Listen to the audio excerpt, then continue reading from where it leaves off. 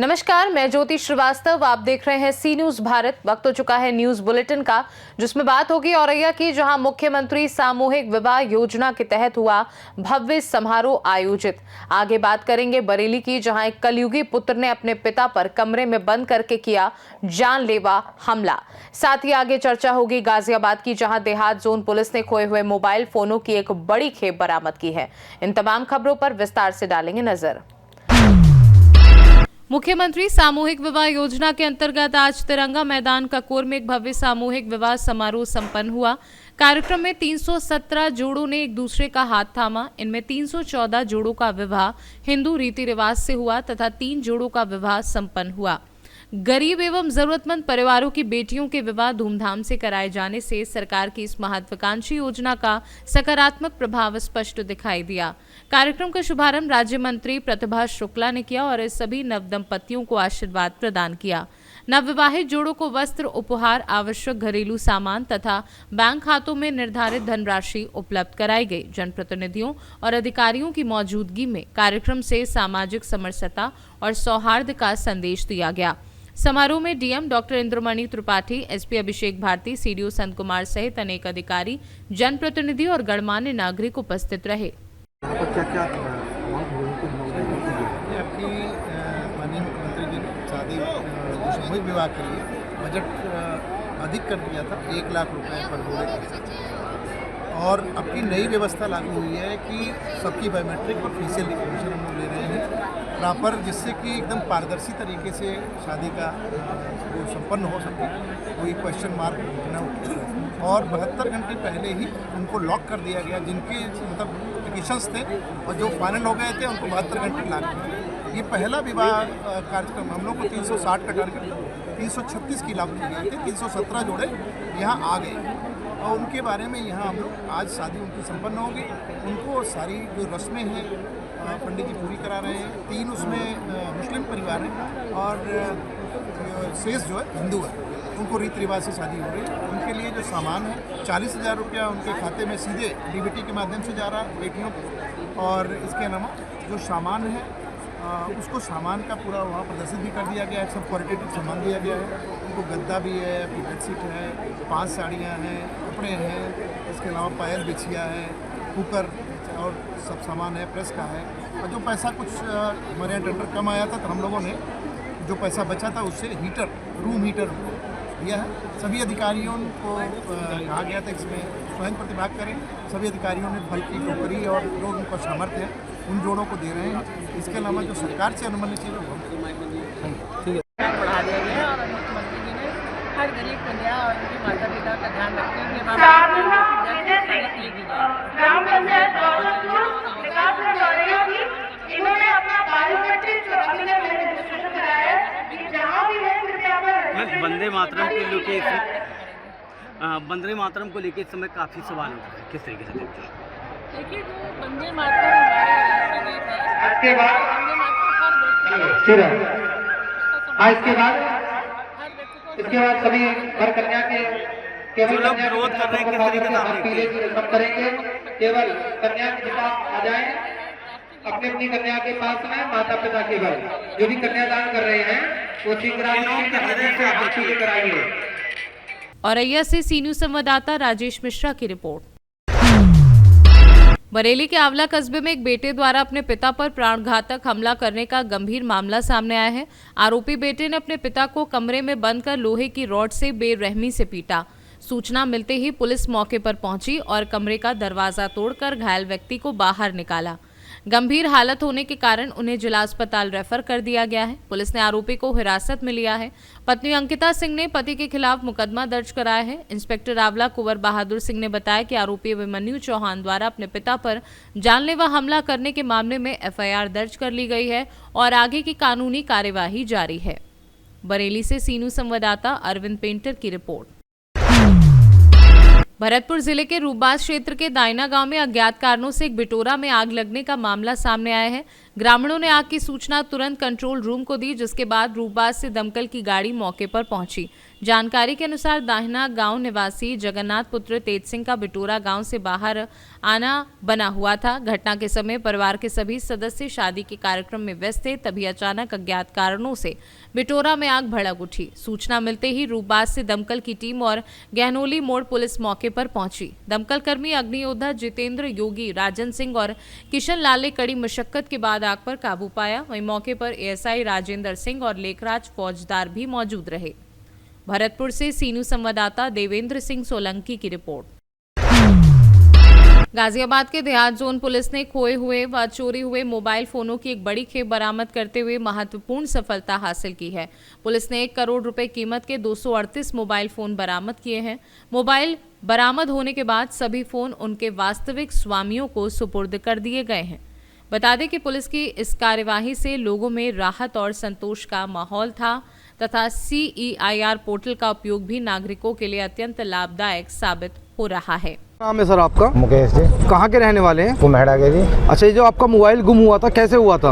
ये खेत में रह गया था जी, वहाँ से उठ गया था। अच्छा, आपने कहाँ इसकी शिकायत दर्ज की थी? निवाड़ी थाने में करी थी। अच्छा, आज जो आपका मोबाइल आपको मिला है, आप पुलिस के लिए क्या कहना चाहेंगे? ये कहना चाहेंगे कि बहुत अच्छा काम करा है। 8 दिन में मोबाइल हमारा ढूंढ कर पुलिस ने वापसी करवा दिया जी, 1 हफ्ते के अंदर अंदर। सर, जो ग्रामीण क्षेत्र में आपको मोबाइल का चोरी के मामले गए हैं, 238 मोबाइल हैं, क्या कार्रवाई थोड़ा इस बारे में बताएं।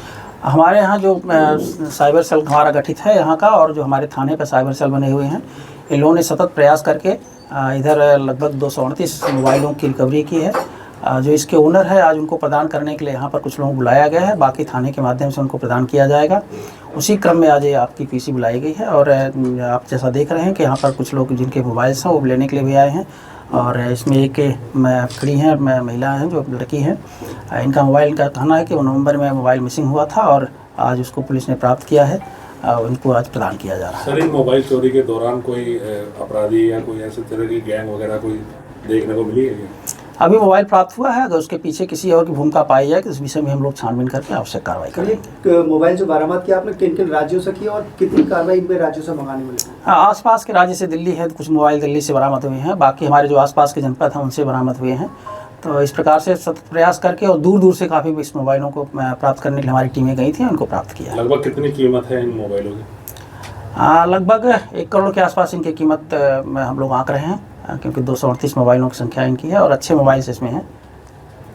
पिछली बार जब देखा जा रहा है बरामदी की आप लोग लगातार कर रही है गाजियाबाद की पुलिस, लेकिन कुछ मोबाइल नागालैंड और असम पहुंच जाती है, वहाँ से बड़ी मुश्किल होती है उनको वहाँ। इस तरह कोई सूचना अगर हमें प्राप्त होगी तो हम वहाँ पर भी अपनी टीम भेज करके प्राप्त उनको रिकवर करने का प्रयास करेंगे। गाजियाबाद से सीनू संवाददाता राजेंद्र चौधरी की रिपोर्ट।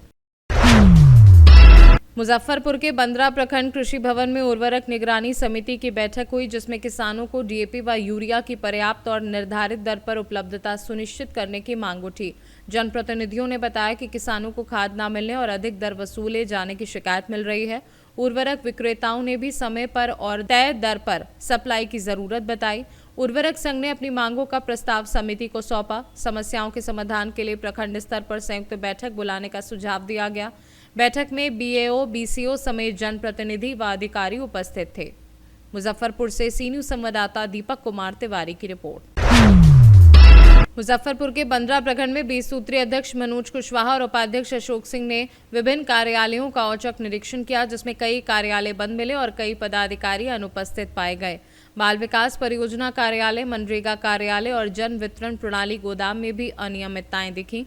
दोनों पदाधिकारियों ने मामले की शिकायत BDO और जिला प्रशासन से की। दोपहर बाद BDO आमना वसी ने भी खाद्य गोदाम का निरीक्षण किया, जहां अव्यवस्था और अधिकारियों की अनुपस्थिति मिली।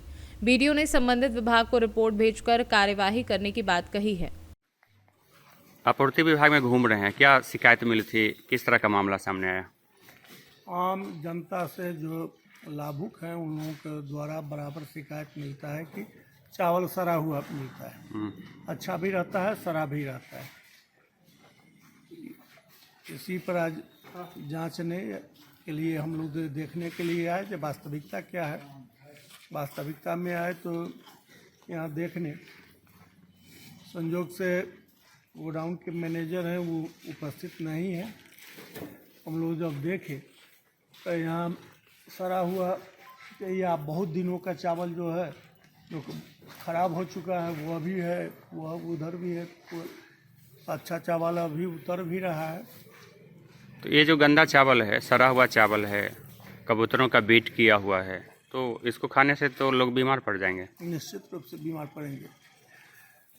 क्या कहना चाहते हैं, कार्रवाई होनी चाहिए इन लोगों पर? हम लोग इससे पहले भी कार्रवाई के लिए लिख चुके हैं, हम फिर लिखेंगे और जानकारी ऊपर के सभी लोगों को देंगे।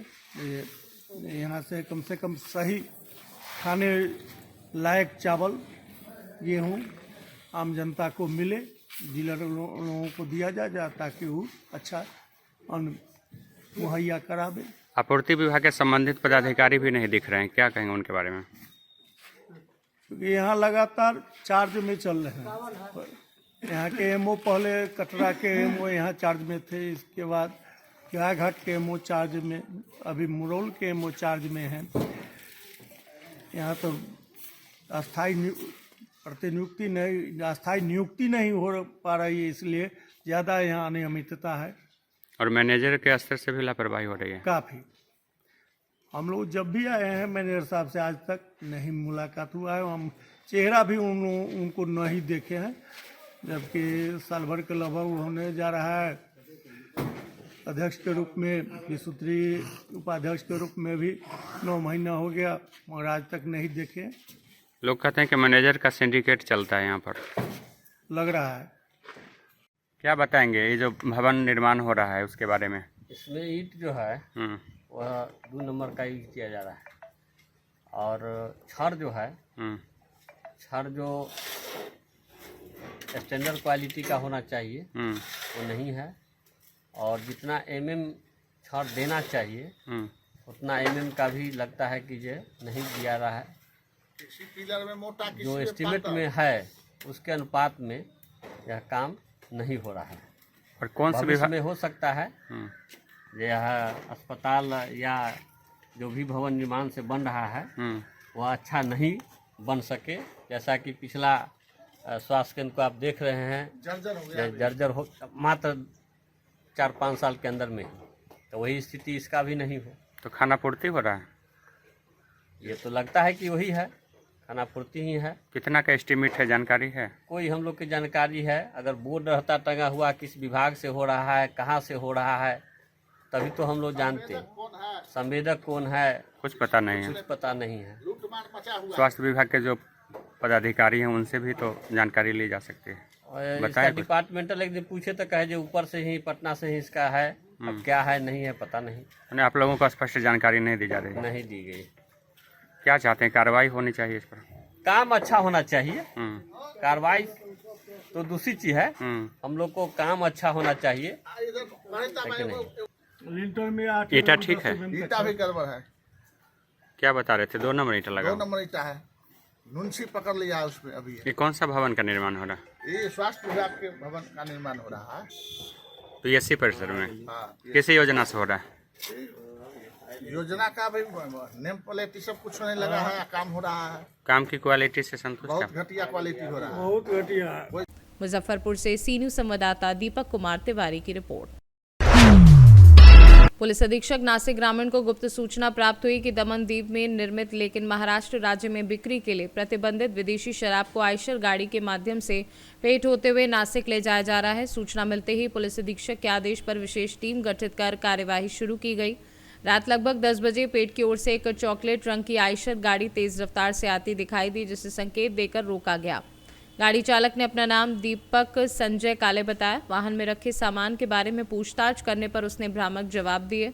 वाहन की तलाशी लेने पर पीछे का भाग खाली मिला, लेकिन ड्राइवर सीट की ओर बने खांचे में कागज की जेब दिखाई दी। तिरपाल की विस्तृत तलाशी में विदेशी शराब की बड़ी मात्रा बरामद हुई है। नासिक से सी न्यूज संवाददाता भूषण घनश्याम की रिपोर्ट। सीहोर जिले में शिक्षा व्यवस्था को शर्मसार कर देने वाला सनसनीखेज मामला सामने आया है। जानकारी के मुताबिक शासकीय प्राथमिक स्कूल बंडेली के शाला प्रभारी राजेंद्र सिंह पर गंभीर आरोप लगे हैं कि वे खुद ही अपने रजिस्टर में एडवांस में हाजिरी लगाकर स्कूल से गायब रहते हैं और पढ़ाने के लिए शाला नहीं आते। मामले की पड़ताल के लिए जब 9 दिसंबर को बड़ेली शाला में जाकर स्थिति देखी गई तो सच्चाई खुद ब खुद सामने आ गई। उस दिन शाला प्रभारी राजेंद्र सिंह स्कूल में मौजूद नहीं थे, जबकि हैरानी की बात यह थी कि रजिस्टर में न केवल 9 दिसंबर बल्कि अगले दिन 10 दिसंबर की भी हाजिरी पहले से दर्ज मिली। पूरे मामले की जानकारी शाला में मौजूद शिक्षक द्वारा स्वयं जिला शिक्षा अधिकारी को फोन पर दी गई। शिकायत मिलते ही डीओ ने फोन पर निर्देश देते हुए कहा कि स्कूल का पूरा उपस्थिति रजिस्टर संकुल केंद्र में जमा कराया जाए ताकि मामले की जांच की जा सके। हालांकि जिला शिक्षा अधिकारी संजय सिंह तोमर ने इस मामले पर जांच के बाद कार्यवाही की बात कही है। सर, स्कूल है भंडेली का प्राथमिक शाला, वहाँ पे एक शिक्षक है, उन्होंने एडवांस में कल की अटेंडेंस लगा रखी है रजिस्टर में। देखिए, ये जो आप बता रहे हैं जानकारी, ये मामला मेरे संज्ञान में आया है और मैंने संकुल प्राचार्य को भी बोला है। ये उलझावन संकुल में स्कूल पढ़ता है, अगर वो एडवांस में साइन करते हैं तो ये बिल्कुल गलत है और मैं इसकी जांच कराऊंगा और जांच के बाद जो भी निष्कर्ष निकलेंगे उसके अनुसार कार्रवाई की जाएगी। चंदर सिंह परमार, प्राथमिक शाला मंडेली से। ये बताइए, रजिस्टर हमने आपका देखा है। हाँ सर, ये तो गलत है, हो गया, उन्होंने गलती की है। अच्छा, अक्सर चले जाते हैं? हाँ सर, ज़्यादातर वो चले जाते, काम कोई ना कोई काम निकाल कर। वो अभी भी वो चले गए थे 12 बजे के लगभग, खाना वाना। आज भी 12 बजे चले गए थे। उस समय बच्चे भी थे और आंगनबाड़ी में हमारा खाना बनता है। मैडम भी थी वो आंगनबाड़ी वाली, और रसोई भी था। वो भी बोलते कि सर इतनी जल्दी चले जाते, पर अपन क्या बोल सकते हो, साला फिरवारी। हाँ कराए, परंतु कोई उस पर पहले भी हमने संकुल प्राचार्य मैडम को बोला, लेकिन उन्होंने कुछ कार्रवाई नहीं करी। और डीओ साहब को आपने शिकायत की तो क्या बोला? हाँ, डीओ साहब को भी बोला तो डीओ साहब ने बोला कि ठीक है, देखेंगे, ये रजिस्टर आप वहाँ जमा करवा दो।